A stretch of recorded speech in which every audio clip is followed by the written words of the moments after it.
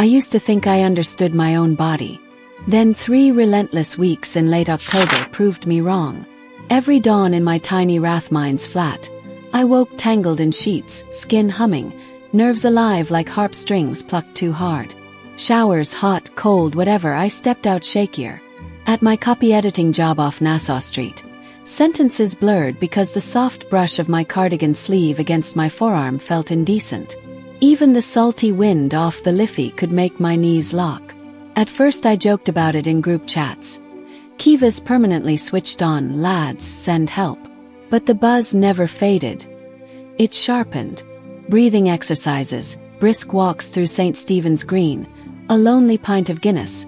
Nothing soothed the ache that sat just beneath my ribs. One soaked Saturday morning, I admitted defeat and tapped GP clinic, female doctor, into my phone. I told the receptionist I had persistent tension, booked the earliest slot, and tried not to picture myself combusting in the waiting room. The following Thursday I stood outside Merrion Square Medical, hood up against the drizzle, heart battering my ribs. No makeup, loose jeans, oversized Aran jumper, armor against any hint of flirtation. Inside smelled of antiseptic and rain-damp wool. When the exam room door opened, I almost forgot my name. Dr Niamh Gallagher was tall, Gaelic football captain tall, with espresso dark hair twisted off her neck and grey-green eyes that missed nothing. The white coat should have made her seem clinical. Instead it felt like a warning label. Handle with care. She didn't smile, simply inclined her head. Ms. O'Donnell, come in. Her voice was low and steady, a polished river stone. I perched on the paper-crinkled bench while she typed. Only when she finally met my gaze did my pulse trip. Tell me what brings you in today. Words stuck behind my teeth. Images flickered, her fingers pressing the stethoscope to my chest, her mouth near my ear. Cleared my throat. I'm overwhelmed. Constant tension. Difficult to concentrate. She nodded, unfazed. Pain. Pressure. Arousal. The last word slid across the air like silk. I whispered back. Mostly arousal. She recorded it as though I'd said sinus pressure. How long? 21 days. Triggers. Everything and nothing. One dark brow twitched, almost a smile. Let's start with a physical exam, she said, washing her hands. Lie back.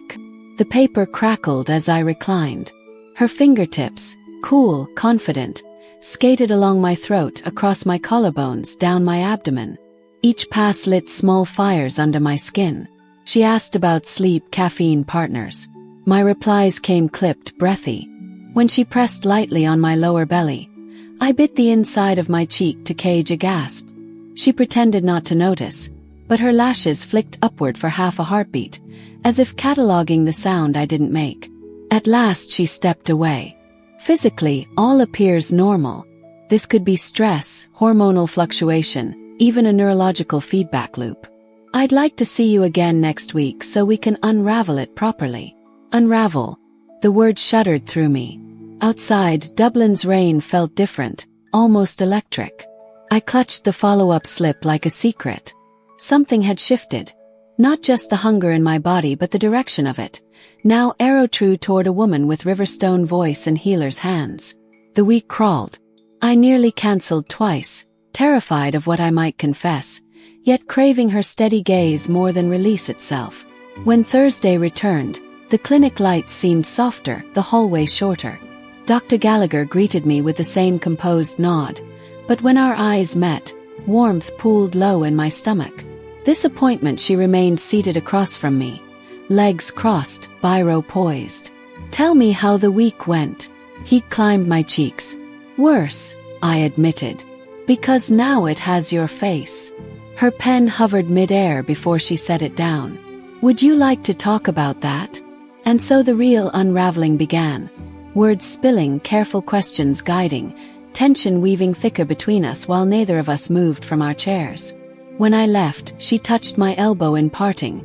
Professional, fleeting, and the spot burned all the way home. I knew then. The cure I needed was the very thing I wasn't allowed to want. And everything in me was already reaching toward her. A week later, the November wind came roaring off Dublin Bay, rattling window panes as I hurried up the clinic's Georgian steps. I'd chosen a soft black roll neck and high-waisted trousers, clothing that pretended a composure while my pulse drummed like Bowron's skin. Inside, the receptionist barely glanced up, but I felt exposed all the same, carrying secret fantasies in my coat pocket like contraband. Dr. Gallagher ushered me into her office with that measured grace that both soothed and ignited me. The room smelled faintly of cedar and eucalyptus. Low lamplight puddled over charts and anatomy models. She closed the door, sat opposite, crossed her legs. The rustle of fabric seemed louder than traffic outside. "Tell me about the past 7 days, Keeva." Her voice curled around my name, low and certain. I swallowed. The tension worsened after I left here. But then it leveled. Barely. She studied me, pen resting against her lower lip. What changed? I looked at her hands. Steady, unadorned except for a slender silver band on one thumb, and forced honesty. I kept replaying the exam. Every touch. Heat crawled up my throat.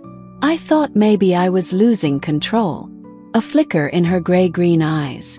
Recognition, sympathy, something warmer. "Control can be overrated," she said quietly, then straightened. "Let's explore practical relief. There are devices designed specifically for persistent genital arousal. Have you heard of the rose?" The word hung between us like a held breath. She opened a drawer, withdrew a discreet plum-colored brochure. On the cover, a minimalist line drawing of a blossom. Silent, waterproof, variable intensity. It helps many women regulate overwhelming sensation. She slid it across the desk. Fingertips brushed mine.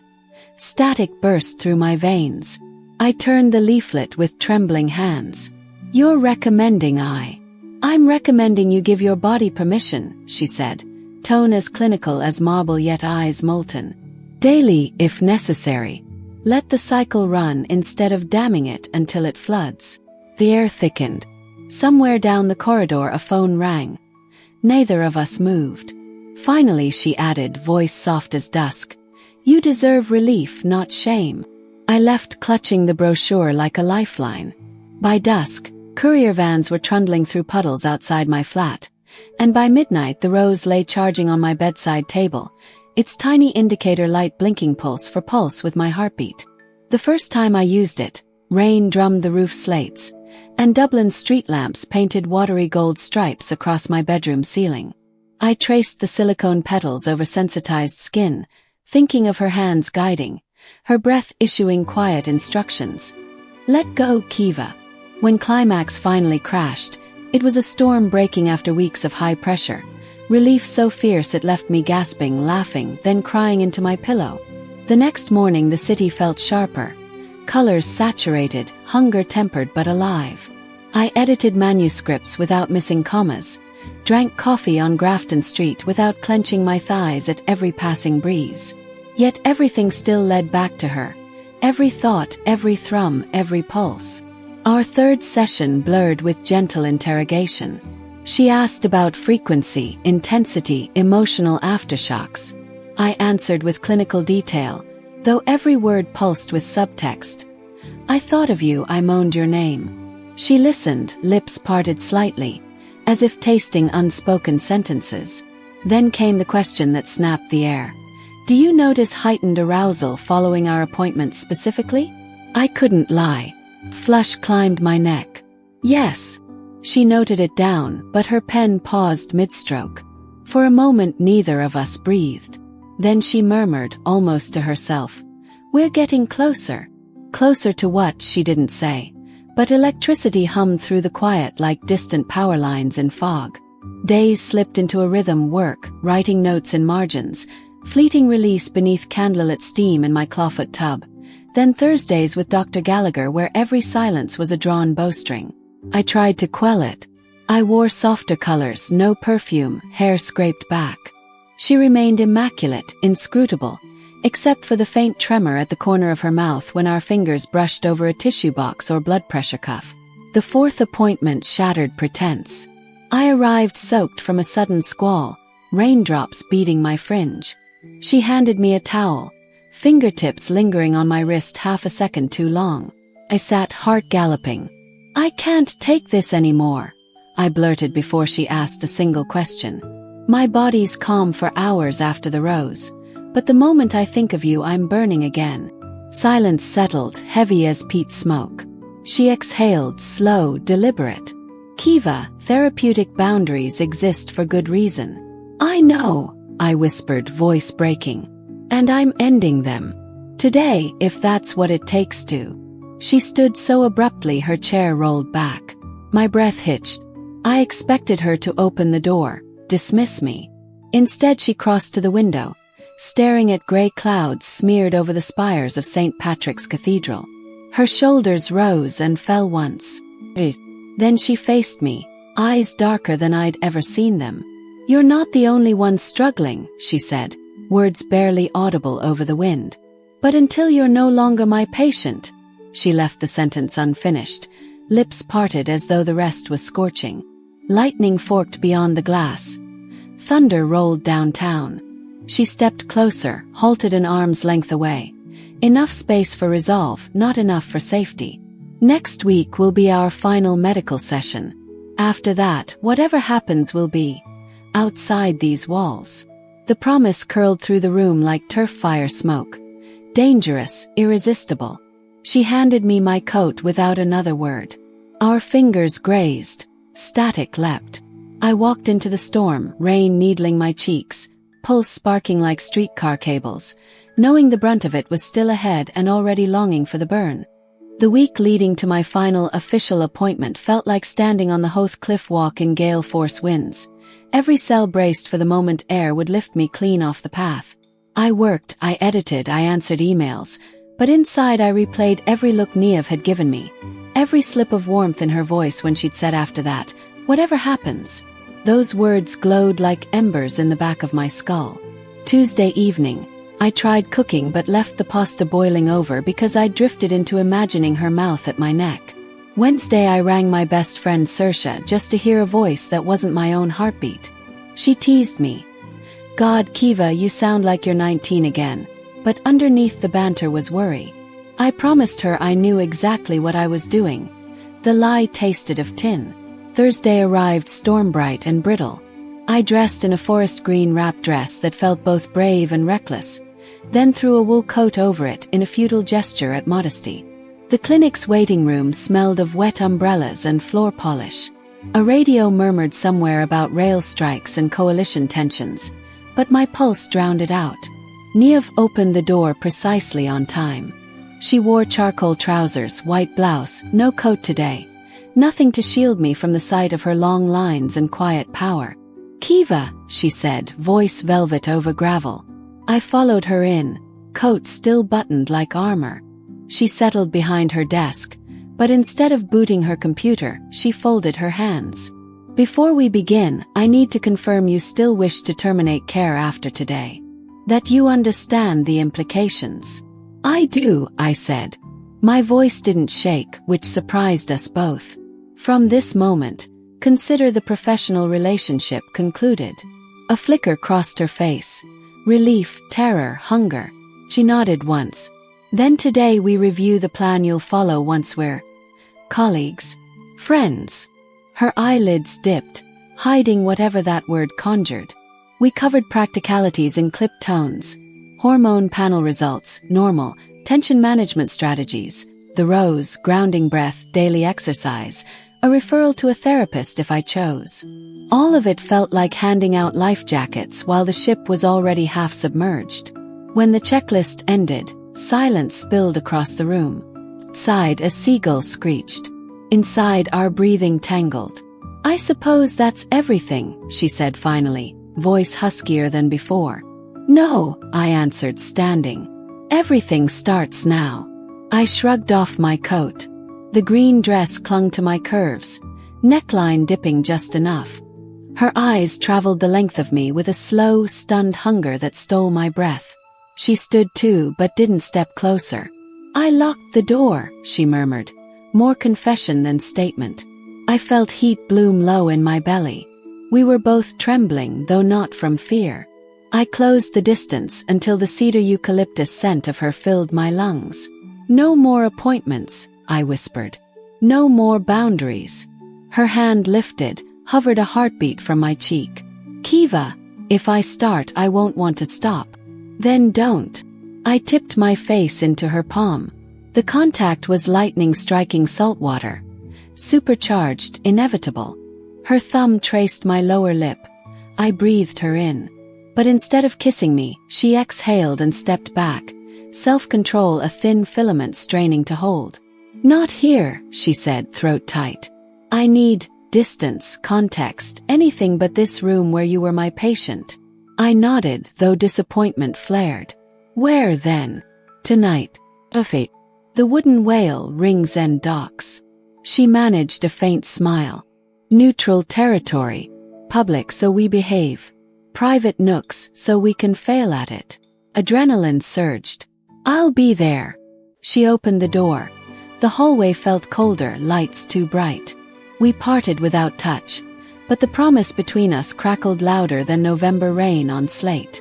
The Wooden Whale was an old granite and brick pub leaning toward the river Dodder like it wanted to jump ship.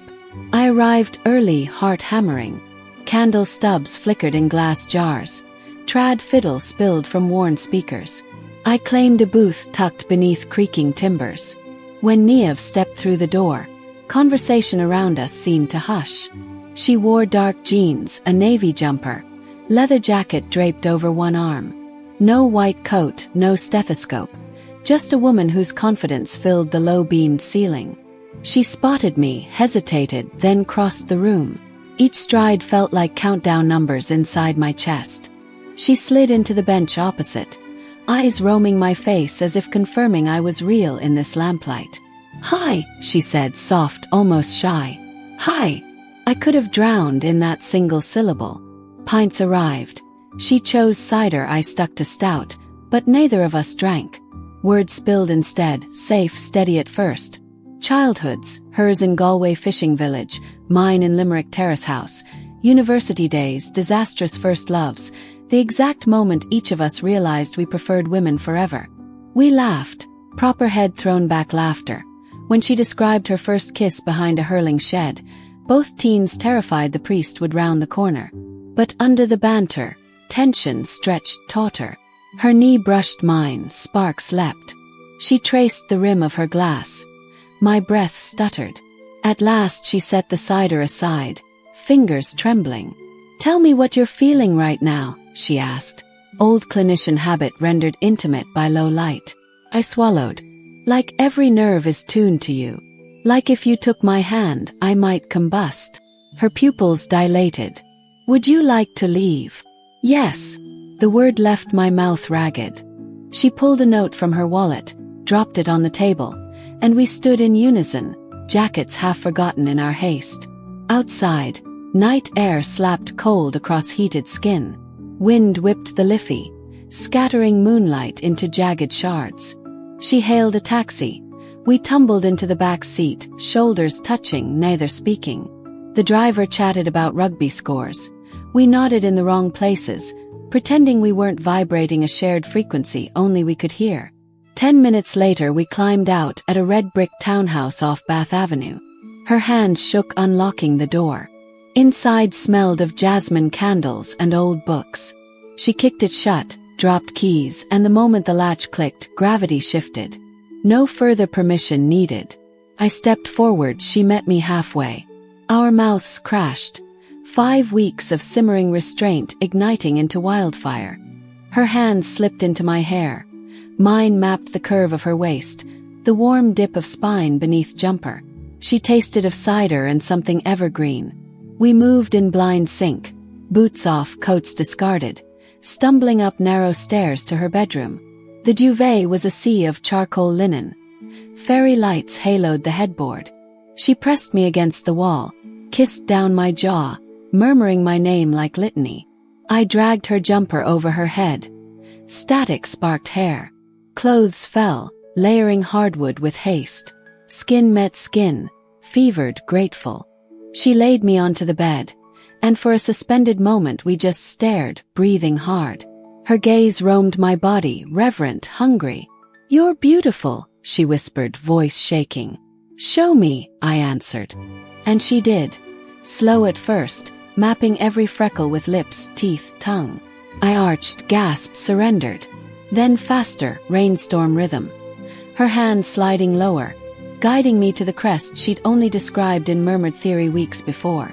I shattered under her, name on a broken moan. She followed, hips trembling against my thigh. After sweat damp and loose-limbed, we lay tangled beneath linen, city lights painting soft stripes across the ceiling. Her heartbeat drummed steady beneath my ear.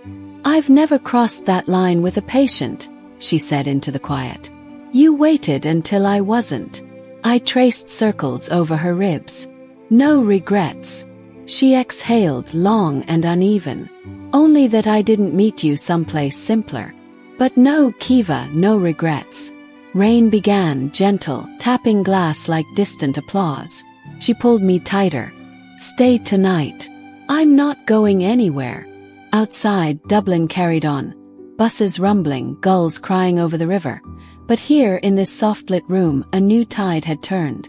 We lay awake sharing fragmented stories, stolen kisses, until dawn grayed the curtains and sleep finally claimed us, limbs entwined like sea wrack. I drifted under with one last thought. Storms pass, but some waves never settle. They simply carve deeper harbors. And tomorrow, whatever shape it took, we would face together. Morning drifted in soft and silver, the way Dublin mornings sometimes do after rain, and I woke to the muffled clang of a distant Lewis tram and the even quieter sound of Niamh moving about the kitchen. I lay there listening.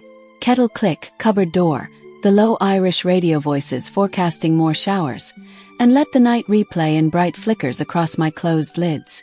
When I finally padded downstairs, wrapped in her spare t-shirt, she handed me a mug of tea and kissed my temple like it was already habit. The simple domesticity nearly unmoored me.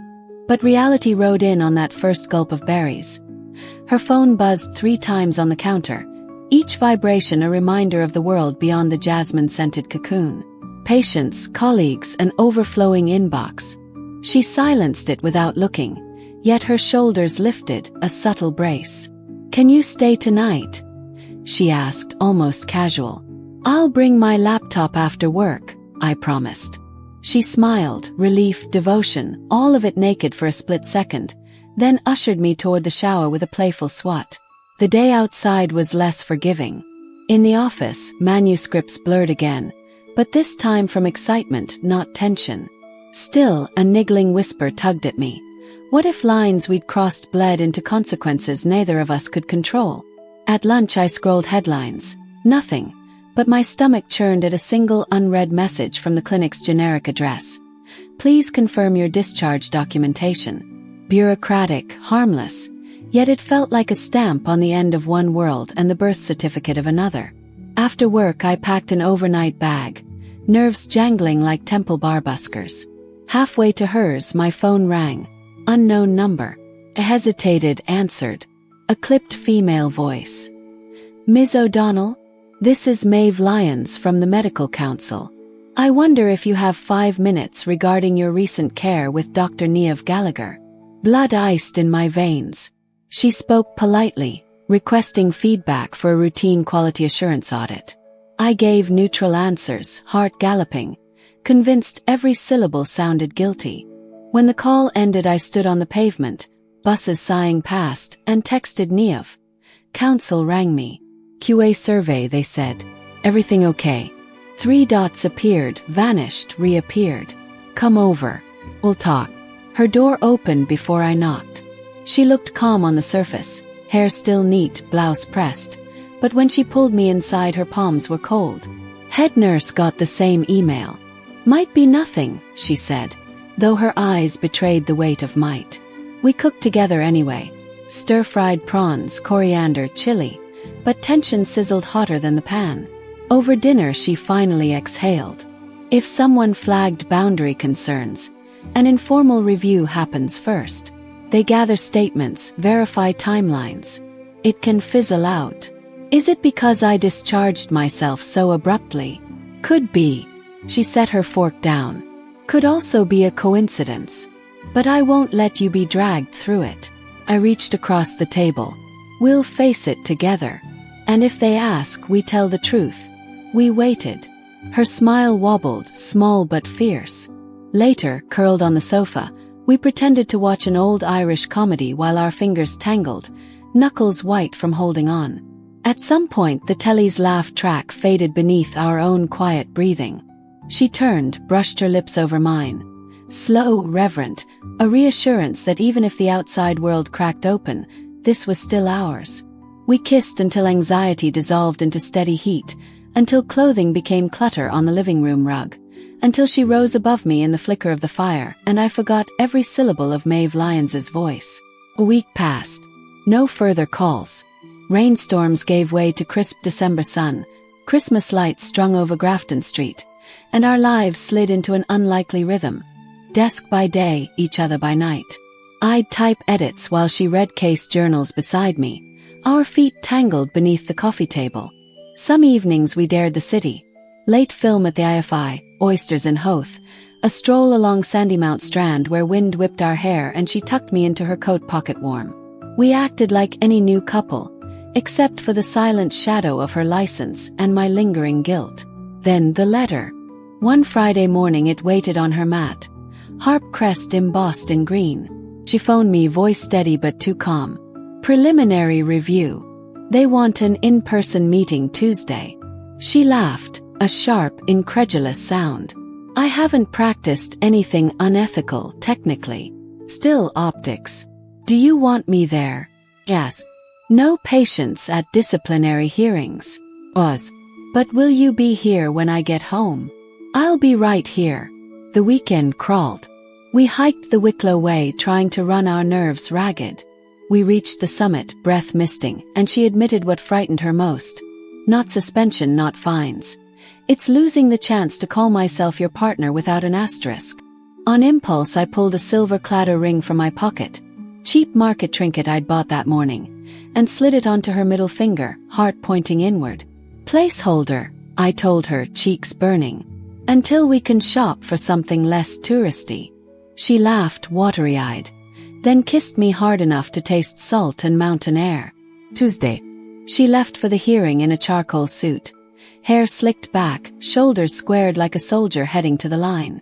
I worked from her kitchen, jumping at every footfall in the stairwell.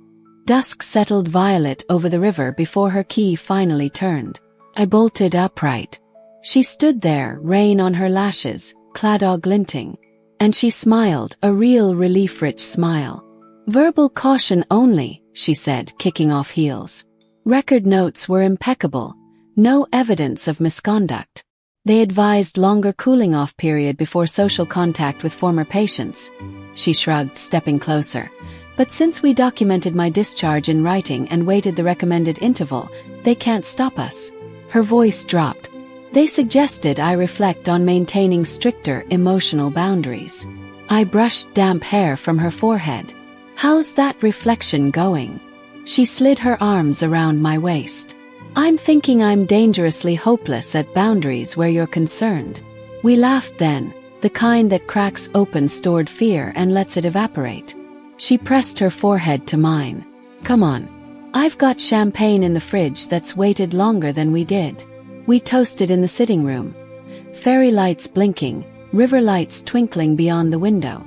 Half a glass later she tugged me onto her lap. I want to take you away, she murmured against my throat. Galway for New Year's. Show you the village where I used to steal pier jumps after class. I'll follow you anywhere west of the Shannon, I teased, hips rocking slow. Anywhere. She looked up, expression suddenly solemn beneath the sparkle. Because I'm in this for keeps, Keeva O'Donnell. Something in my chest clicked into place like a bolt sliding home. Good, I whispered, kissing the corner of her determined mouth. Because I'm done pretending temporary. Clothes scattered, bubbles forgotten, we found our way to the bedroom. Slow this time, exploratory, mapping futures across skin. The faint scar on her hip from a childhood bike crash. The freckle constellation on my shoulder she insisted resembled the plow. We moved with unhurried certainty, as though the world had finally granted us permission to linger.